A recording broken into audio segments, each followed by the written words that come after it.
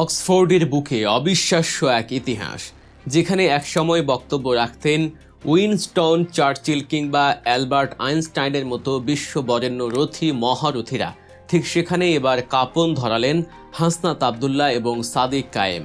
আর অন্যদিকে বিদেশের মাটিতেও নিজেদের পেশিশক্তি আর আধিপত্য দেখাতে গিয়ে চরম লজ্জায় পড়ল পতিত স্বৈরাচারের দোসররা। শত শত প্রবাসী ছাত্র জনতা এবং বিরোধী শিবিরের তোপের মুখে কার্যত লেজ গুটিয়ে পালাতে বাধ্য হলো আওয়ামী লীগ। শুধু তাই নয়, অনুষ্ঠান শেষে ফেরার পথে পতিত ফ্যাসিবাদের দোসরদের চোখে আঙুল দিয়ে রীতিমতো মিডিল ফিঙ্গার দেখিয়ে নিজেদের শক্তির জানান দিলেন এই দুই তরুণ নেতা।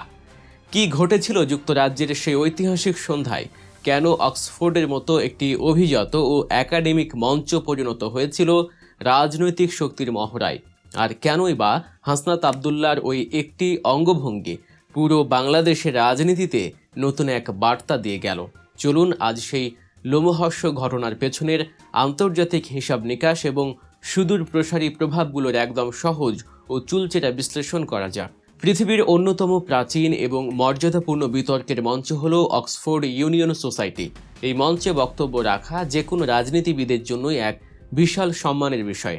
আর সেই ঐতিহাসিক মঞ্চে এবার রচিত হলো স্বাধীন বাংলাদেশের এক নতুন এবং গৌরবোজ্জ্বল গল্প। বুক চিতিয়ে বীরের বেশে অক্সফোর্ডে প্রবেশ করলেন জুলাই গণঅভ্যুত্থানের দুই মাস্টার মাইন্ড, কুমিল্লা 4 আসনে তরুণ সংসদ সদস্য হাসনাত আবদুল্লাহ এবং ঢাকা বিশ্ববিদ্যালয়ের কেন্দ্রীয় ছাত্র সংসদের ভিপি সাদিক কায়েম। কিন্তু তাদের এই ইতিহাস গড়ার পথটি মোটেও মসৃণ ছিল না। গত 14 জুন রোববার সন্ধ্যায় যুক্তরাজ্যের অক্সফোর্ড ইউনিয়ন সোসাইটির একটি বিশেষ প্যানেল আলোচনার আয়োজন করা হয়। এই আলোচনায় বিষয়বস্তু ছিল অত্যন্ত সময় উপযোগী এবং বাংলাদেশের জন্য যুগান্তকারী। The student led uprising and the future of most revolutionary Bangladesh, অর্থাৎ ছাত্র নেতৃত্বাধীন গণ অভ্যুত্থান এবং বিপ্লব পরবর্তী বাংলাদেশের ভবিষ্যৎ। জুলাইয়ের যে রক্তক্ষয়ী গণ অভ্যুত্থানের মধ্য দিয়ে বাংলাদেশ টানা 15 বছরের এক নায়কতন্ত্র আর ফ্যাসিবাদের পতন ঘটেছে, সেই ইতিহাস আন্তর্জাতিক সম্প্রদায়ের সামনে তুলে ধরার জন্যই আমন্ত্রিত হয়েছিলেন এই দুই তরুণ নেতা। আন্তর্জাতিক কূটনীতি এবং রাষ্ট্রবিজ্ঞানের ভাষায় অক্সফোর্ডের মতো একটি প্ল্যাটফর্মে এমন একটি আলোচনার অর্থ অত্যন্ত গভীর। পশ্চিমা বিশ্বের বুদ্ধিভিত্তিক কেন্দ্রবিন্দু থেকে নতুন বাংলাদেশের এই বিপ্লব এখন বিশ্ব দরবারে একটি প্রাতিষ্ঠানিক স্বীকৃতি পেতে যাচ্ছে। এটি শুধু একটি সাধারণ সেমিনার ছিল না, এটি ছিল গ্লোবাল কমিউনিটির কাছে জুলাই বিপ্লবের যৌক্তিকতা বা ন্যায্যতা প্রমাণের এক বিশাল সুযোগ। কিন্তু বাংলাদেশের এই আন্তর্জাতিক অর্জনকে কোনোভাবেই মেনে নিতে পারছিলেন না যুক্তরাজ্যে অবস্থানরত পলাতক ও নিষিদ্ধ ঘোষিত আওয়ামী লীগের নেতাকর্মীরা। পতিত স্বৈরাচার শেখ হাসিনা এবং শেখ মুজিবের ছবি সম্বলিত ব্যানার ও প্ল্যাকার্ড নিয়ে তারা অক্সফোর্ড ইউনিয়নের বাইরে জড়ো হতে শুরু করে।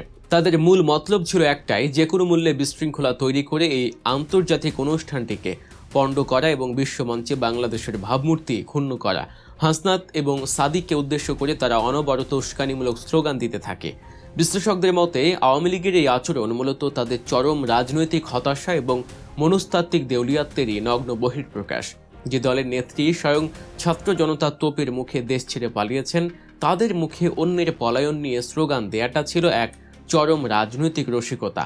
টানা 15 বছর ধরে দেশের ভেতরে মানুষকে কথা বলতে না দিয়ে আজ বিদেশের মাটিতে দাঁড়িয়ে তারা অন্যের বাক স্বাধীনতায় বাধা দেওয়ার চেষ্টা করছিল। এটি মূলত ফ্যাসিবাদের আসল ও অপরিবর্তিত রূপ। তবে আওয়ামী লীগের এই বিশৃঙ্খলা তৈরির স্বপ্ন খুব দ্রুতই দুঃস্বপ্নে পরিণত হয়, কারণ হাসনাত আবদুল্লাহ এবং সাদিক কায়েম একা ছিলেন না।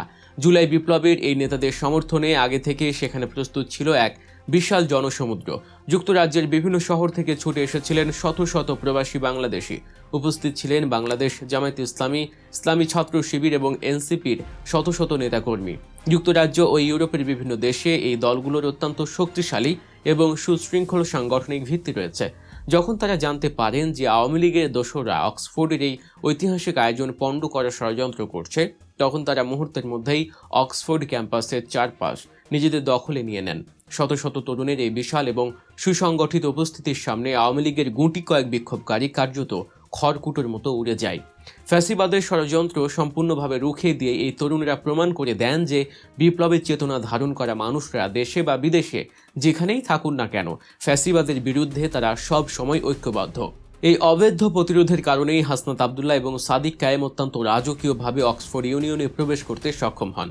বাইরে যখন ফ্যাসিবাদের ষড়যন্ত্রের পতন নিশ্চিত হয়েছে, ভেতরে তখন রচিত হয়েছে এক নতুন ইতিহাস। অক্সফোর্ড ইউনিয়নের মঞ্চে দাঁড়িয়ে হাসনাত আবদুল্লাহ এবং সাদিক কায়েম অত্যন্ত সাবলীল ও বলিষ্ঠ কণ্ঠে তুলে ধরেন জুলাই গণ অভ্যুত্থানের সে রক্তঝরা দিনগুলোর কথা।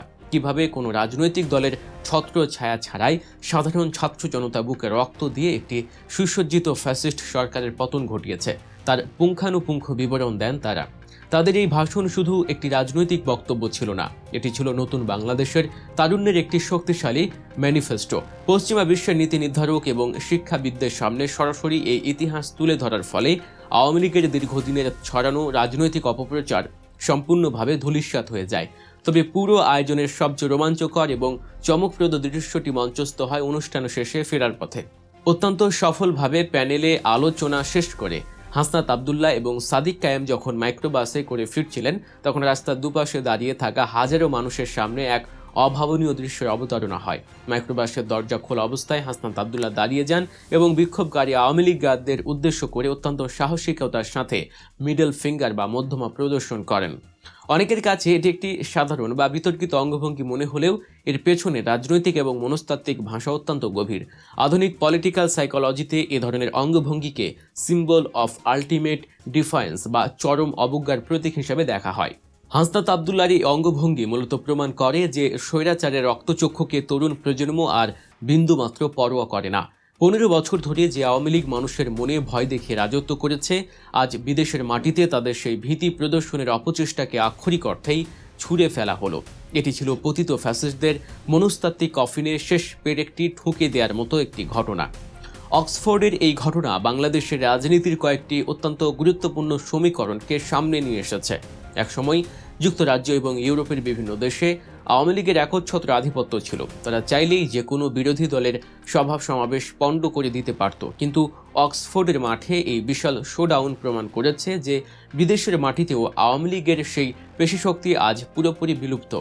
প্রবাসী বাংলাদেশিরা এখন ফ্যাসিবাদের বিরুদ্ধে সম্পূর্ণ ঐক্যবদ্ধ এবং সোচ্চার।